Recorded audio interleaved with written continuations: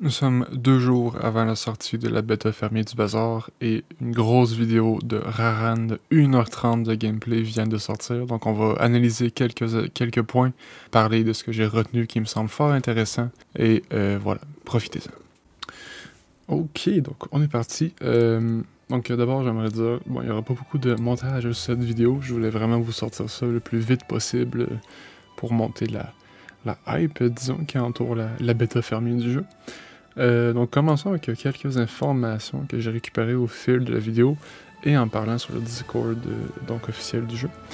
D'abord, information intéressante, les objets qui donnent des passifs en combat ne fonctionnent pas du stockage, donc du coffre en bas à gauche ici.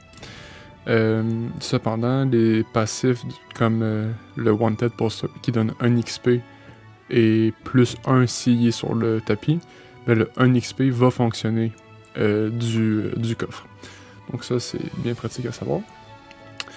Selon Reynad, apparemment, l'effet de freeze, donc le gel, est extrêmement puissant, ou simplement très énervant, mais il dit que ça fait plusieurs fois qu'il essaye de le nerf, en quelque sorte. Donc, bien hâte de voir si le freeze est réellement si puissant. J'ai un exemple ici à vous montrer d'un objet qui fonctionne à partir du coffre. Donc la pelle, voilà. Donc la pelle qui fait 10 dégâts, mais au début de chaque jour, on obtient un petit objet de n'importe quel héros, donc fort intéressant. Et voilà, donc la pelle fonctionne, c'est un objet exclusif de Vanessa, mais elle fonctionne en étant dans le coffre. Donc bon à savoir. Les talents ici, j'en avais un petit peu parlé déjà, mais les talents, ils sont infinis, donc il n'y a pas vraiment de limite. On ne peut pas les vendre ou les remplacer.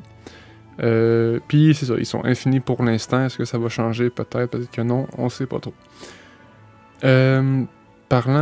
Parlons un petit peu de combat. Donc j'aurais aimé ça être sur un combat, voilà, peut-être ici. Le poison et le burn, donc les flammes, bon, il n'y en a pas ici, mais le poison, donc c'est à chaque seconde le poison s'active. Donc si un objet fait 20 de poison, il s'active, il applique 20 de poison, donc ça va faire 20 dégâts à chaque tick, donc à chaque seconde. Et le poison ne diminue pas, donc c'est 20, 20, 20 à chaque fois. Et on peut stacker plus de poison sur notre poison déjà. Donc le poison peut sembler vraiment fort puissant, j'ai l'impression. Comparé au burn, mais là c'est deux effets, deux situations, mais le burn, lui, c'est à chaque demi-seconde.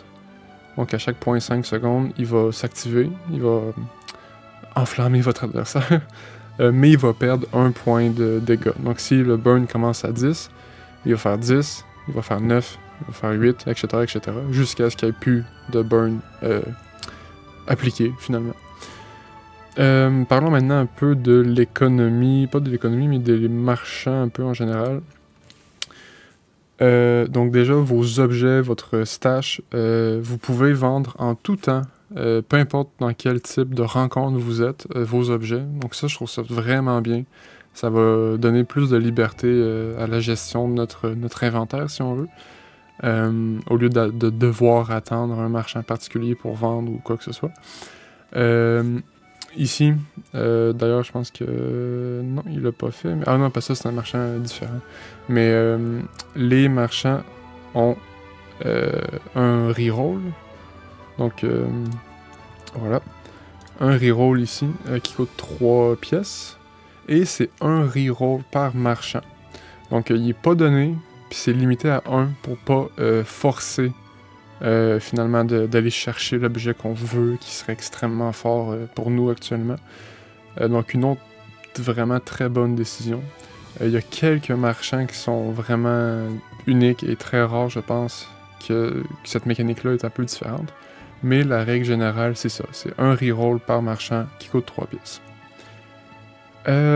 En général, pas en général, mais pour des infos un peu plus générales maintenant, donc Reynad a partagé, en fait a dit pendant la vidéo qu'on aurait comme 400 à 500 items pendant la bêta, si je me suis pas trompé dans mes notes.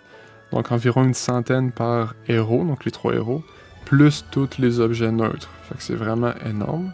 Puis chaque objet a une variante avec les enchantements qu'on peut trouver en loot ou directement chez les marchands, il me semble, ouais. Donc ça fait vraiment énormément d'objets, plus de 1000 si je me trompe pas, uniques. Donc à voir. On a aussi une formation fort intéressante que Mac. Donc Mac que j'ai présenté, qui est comme l'expert des potions, la mixologie un peu étrange, est le prochain héros, à arriver au bazar, donc après la bêta fermée, si j'en comprends ce que Reynad a partagé, en fait a dit. Il a également dit plus tard que Stell était la 6e, donc on peut confirmer que Jules est la 5e. Mais je suis vraiment, vraiment content que Mac soit le 4e, parce que c'est probablement le héros que j'ai le plus hâte de jouer parmi les 6. Passons maintenant vers la fin en fait, de la run, pour parler un peu des récompenses, pas des récompenses, mais des récompenses quand on joue en classé. Donc, Reynad a expliqué à 4 victoires, si on finit une run à 4 victoires, on va pas gagner de rang, on va pas bouger, on va pas en perdre par contre, mais on gagne pas de rang classé. Si on a 7 victoires, on monte de 1 cran notre rang, et à 10 victoires, ben là c'est 2 crans qu'on gagne, puis comme on va voir bientôt, il y a 10 crans à aller chercher pour, j'imagine, monter de rang après ça. Fait qu'un système assez friendly, mais en même temps qui récompense les bonnes runs. On voit ici l'écran des chests, donc qui était pas vraiment comme complet dans ce build-là, mais pour la open beta, ça va évidemment fonctionner. Et donc c'est là qu'on va voir le nombre de chests qu'on a gagné selon le nombre de victoires, j'imagine.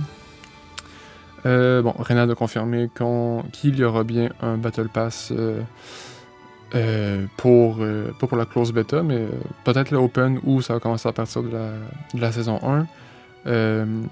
Le marketplace, donc du bazar pour échanger, vendre nos items avec les gemmes directement dans le jeu va également arriver.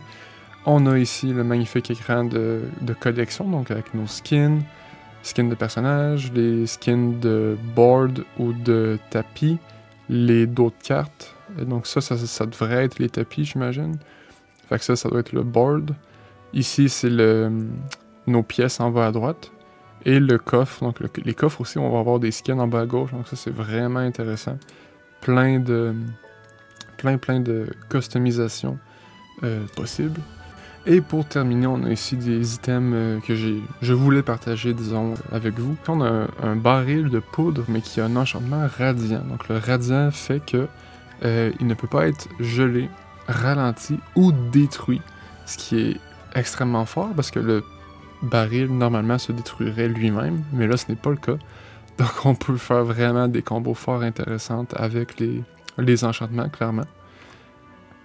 On a ensuite ici un mob qui me semble vraiment stylé. J'ai hâte de voir quel genre de récompense il peut donner. Donc la liche.